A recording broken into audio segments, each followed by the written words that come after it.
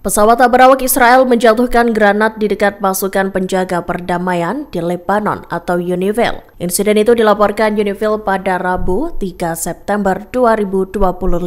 Pihaknya menyatakan insiden tersebut menjadi salah satu serangan yang paling serius. Dikutip dari Tribun News, 4 granat dijatuhkan pasukan Israel di dekat UNIFIL saat membersihkan blokade jalan yang menghalangi akses ke posisi PBB. 1 granat disebut mengenai sasaran dalam jarak 20 meter, sedangkan 3 granat lainnya menghantam sasaran dalam jarak sekira 100 meter dari personel dan kendaraan PBB. Adapun UNIFIL mengklaim telah memberitahu militer Israel terkait rencana untuk melakukan pembersihan jalan itu. Aksi Israel tersebut membahayakan nyawa pasukan penjaga perdamaian. Tindakan itu juga dinilai melanggar resolusi Dewan Keamanan PBB pada 2006 yang menjadi dasar gencatan senjata. Para pemimpin Israel menolak pernyataan Hamas yang menyatakan kesediaannya untuk membebaskan semua sandera sebagai imbalan diakhirinya Perang Gaza. Dalam pernyataannya pada Rabu 3 September 2025, para pemimpin Israel bersumpah untuk meluncurkan invasi yang direncanakan ke kota Gaza. Dikutip dari The Times of Israel, Hamas sebelumnya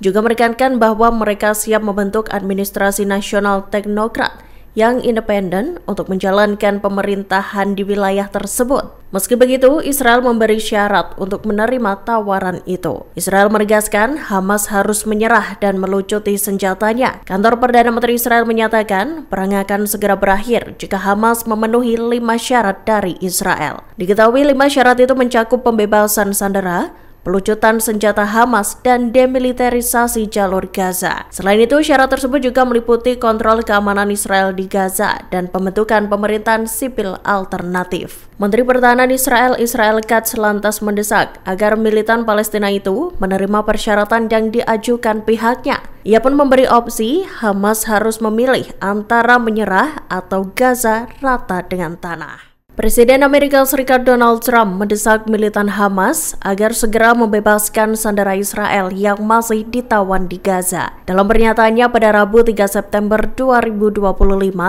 Trump memperingatkan bahwa situasi akan berubah dengan cepat. Dikutip dari Middle East Monitor, Trump menuntut agar Hamas segera memulangkan 20 sandera yang masih hidup. Desakan itu disampaikan lewat tweetannya di Truth Social. Trump juga menyebut situasi itu akan berakhir. Namun ia tak menjelaskan tindakan apa yang bakal diambilnya jika para tawanan dibebaskan. Adapun Israel memperkirakan masih ada 50 sandera yang ditahan di Gaza, termasuk 20 orang yang diduga masih hidup. Militer Israel menyatakan bahwa rudal yang ditembakkan Houthi Yaman meleset dari sasaran. Disebutkan pada Kamis 4 September 2025, rudal itu diklaim mendarat di daerah terbuka di luar wilayah Israel. Militer menambahkan serangan tersebut tak memicu sirine peringatan. Dikutip dari Anadolu Agency, Houthi Yaman mengintensifkan serangan mereka terhadap target-target Israel. Rudal dan pesawat tak berawak dikerahkan sebagai bentuk balasan atas serangan pasukan Zionis yang menewaskan Perdana Menteri mereka. Pada Rabu 3 September 2025, Houthi juga melesatkan serangan terhadap sejumlah target vital Israel, mulai dari pembangkit listrik, bandara, hingga pelabuhan. Bahkan Bandara Ben Gurion pun sempat ditutup seusai serangan rudal diluncurkan dari Yaman. Houthi Yaman mengumumkan bahwa angkatan udaranya telah meluncurkan rudal balistik ke Bandara Ben Gurion, Israel. Pengumuman itu disampaikan oleh juru bicara Houthi Brigadir Jenderal Yahya Saree pada Kamis 4 September 2025.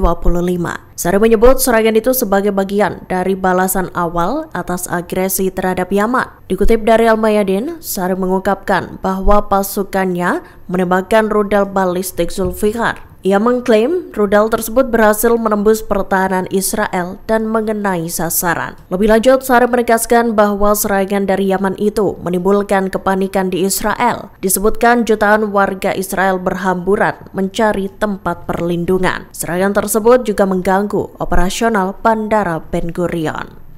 Download Tribun X sekarang, menghadirkan lokal menjadi Indonesia.